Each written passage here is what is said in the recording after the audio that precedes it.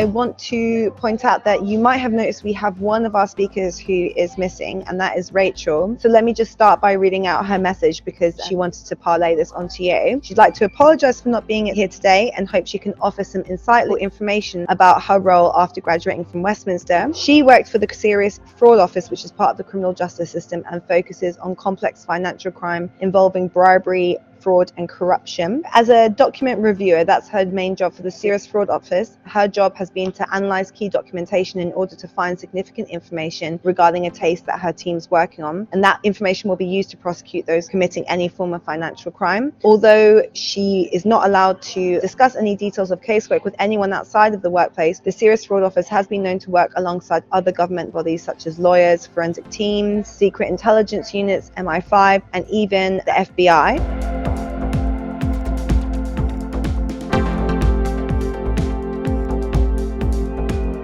While I was at Westminster, so while I was studying, coincidentally actually 1 month apart, I was working part-time in Tesco as a pharmacy dispensing assistant, which was really interesting and really fun. But after I graduated, it was a long journey to get to the role I'm in now. It took me close to a year. I started about 6 months after I graduated. I needed a break, and COVID also hit, which didn't make things easy. But my role has sort of deviated from my degree initially because it's heavily tech-based, and it wasn't something I initially thought in going into. I really wanted to go into sort of forensic psychology or criminology. I based a lot of my optional modules on that. Unfortunately, with COVID, opportunities were sort of limited. I felt like, anyway, for me, the university was very helpful. I think it's the Engage platform that we have helps to provide sort of job opportunities. So that was sort of the first place that I came across more tech-based roles, which was slightly different and piqued my interest. The biggest thing I would say that I learned from the university was perseverance and time management. I think being able to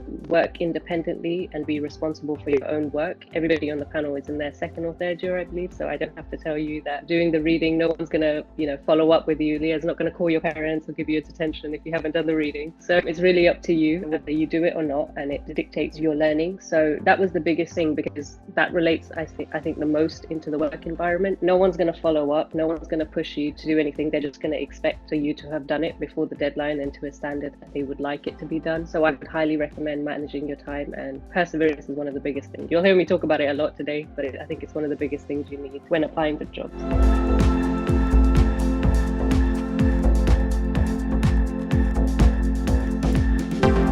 It was so long ago, but I'm pretty sure I did. I remember doing so. I think because I went on directly into a master's degree and then a bunch of internships, I didn't use it as much. But again, I think that would have been my mistakes, because we have so much more support than we actually think we do when we leave uni when it comes to jobs. So any of those should be seized. So I recommend doing that, guys. I didn't apply for or complete an employability award. It was actually one I was trying to remember earlier in terms of the services and things you can get involved with at the university. So that was probably one of my two kind of regrets, was not applying for that award and not applying for the mentorship. Those were the two that I really wanted to, but I thought about it, I would say, too late in my journey. It's never too late, I wouldn't say. So even now in your third year, I would still recommend it. But for me, it wasn't the right time at that point.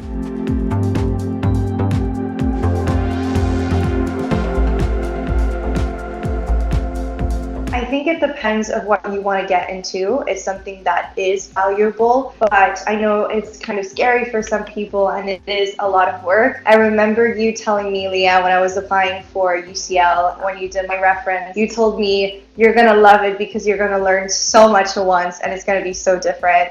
And it's true. I mean, if you really want to learn, it is important because it helps you to kind of get more into a niche field and get more skills and more of an idea of what you want to get into. But at the same time, I know a lot of companies don't require it. So I think that's where I relate back to start looking and prospecting at the different companies or fields and jobs you might want to get into after uni, so that you know what you might need to do and what you might not need to do. I think doing a master's, you should be pretty sure about what you want to be going into afterwards. My personal opinion would be it's almost like heading into a vocational thing. Like, I wouldn't just get a general master's. So only do it if you know exactly what path you're going down.